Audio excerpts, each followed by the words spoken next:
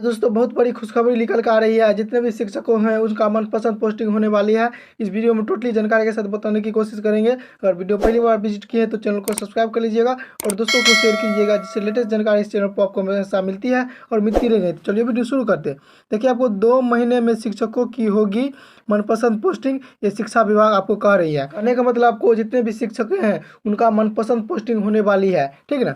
उसके बाद देखिए क्या कर रहा है, सुविधा में आपको संवाददाता पटना के द्वारा नोटिस निकल के आपको आ रही है। शिक्षा विभाग ने शिक्षकों की मनपसंद पोस्टिंग की तैयारी कर ली है। कहने का मतलब जितने भी शिक्षक हैं उसको मनपसंद पोस्टिंग आपको मिलने वाली है, तो जल्द ही आप देखिए। विधानमंडल सत्र के बाद अगले 2 माह में ट्रांसफर को लेकर आवेदन करने वाले शिक्षकों को मनपसंद स्थान पर पोस्टिंग कर दी जाएगी। कहने का मतलब जितने भी ये ट्रांसफर के लिए किए हैं उसका मनपसंद पोस्टिंग आपको जल्दी होने वाली है, 2-3 महीना के अंदर आपको हो जाएगी, ठीक है। इसके लिए स्थानांतरण की मांग करने वाले शिक्षकों से 10-10 अनुमंडलों की वरीयता सूची की मांग की गई है। कहने का मतलब इससे आपको स्थानांतरण करने के लिए 10-10 अनुमंडलों की वरीयता की सूची मांग की गई है, ठीक है। जहां पर नियुक्ति सीटों के आधार पर पोस्टिंग की जाएगी। कहने का मतलब आपको नियुक्ति की सीटों के आधार पर पोस्टिंग की जाएगी। आप मान लीजिए आपको मनपसंद होगा, वहाँ सीट जितनी होगी उतनी ही आपको बहाली उस पर पोस्टिंग कर दी जाएगी, ठीक। विधानसभा में शिक्षा मंत्री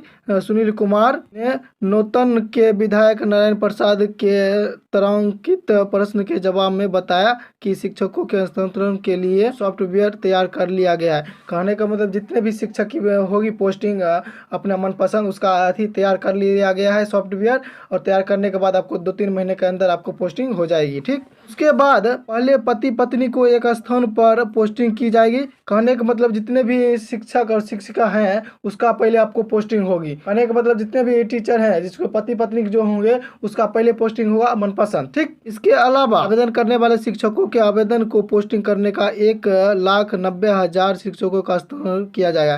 कहने का मतलब सबसे पहले आपको होगा पति पत्नी जो भी शिक्षक शिक्षिका है उसका होगा। उसके बाद जो भी आवेदन किए हैं ट्रांसफर के लिए उसके बाद उसका होगा। अगर सीट बच जाती है तब आपको होगा, अगर नहीं बचती है तब आपको नहीं होगा, ठीक ना, किया जाएगा।